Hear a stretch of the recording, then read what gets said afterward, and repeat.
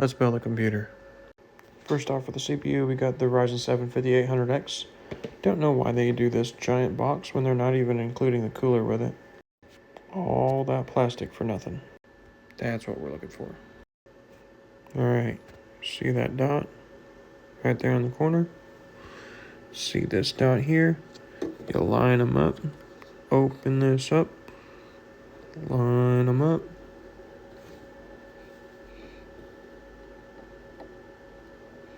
It should just drop right in.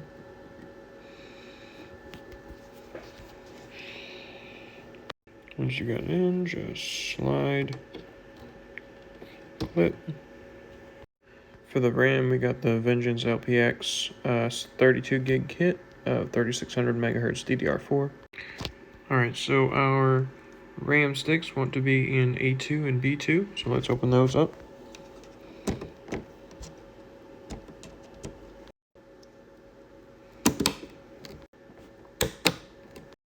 For the storage, we got the Samsung 990 Pro with heatsink. I won't be using the heatsink because I already have a cover on it over here, but that's what we got. You know what? Actually, I could use the heatsink. Let's just do that.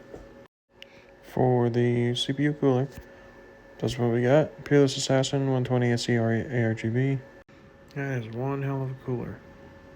Now, one thing with these, gotta remember to do, take the plastic off before you put it on the computer.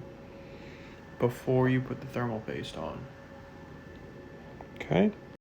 Alright, so I've taken off the stock clips. Now we got our back plate poking through. We need to put our standoffs on there.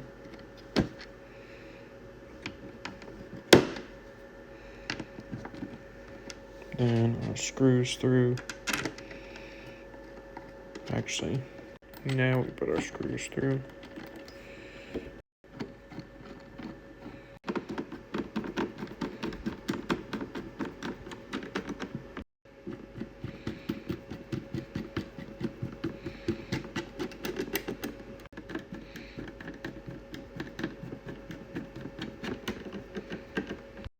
Alright, now that we got the CPU cooler on, we're going to install the motherboard in the case. And the thermal paste I used was the Noctua NTH1 with the Corsair 4000D airflow, because it's a great spacious case. It'll fit a 3-fan GPU and has great cable management options in the back. It also comes with two 2.5-inch drive bays as well as two 3.5-inch drive bays. I went with the Corsair RM650 for the power supply. Remember to put your I/O shield in first. Now I had to move my standoffs from here to here and here because they were down here in the ATX. And if you'll see that, M is for the micro ATX standoff positions. I am installing a micro ATX board.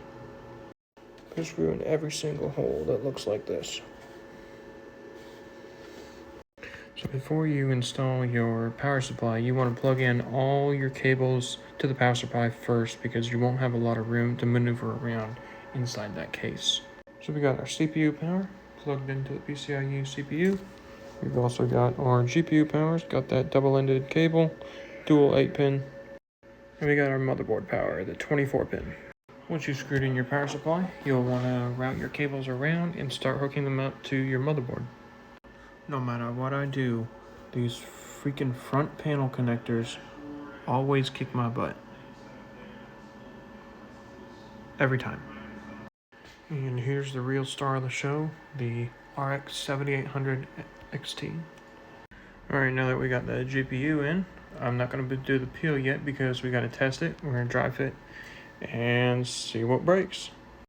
Alright, first test. Don't forget your back power switch.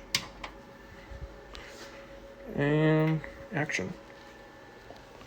We got lights, we got fans, we got a BIOS light. Front fan is on.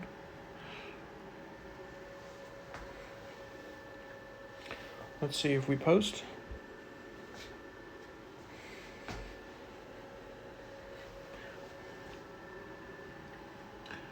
No unhappy BIOS lights, so that's good.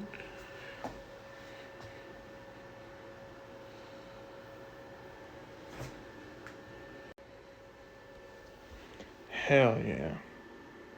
Hell yeah. It doesn't have an OS on it, but we are running at 2133 megahertz for our DDR4 RAM.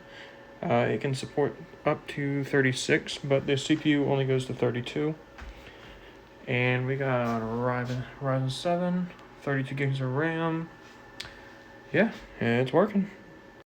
Alright, we are running pretty quiet. Now it's time to install the OS. And computer's built.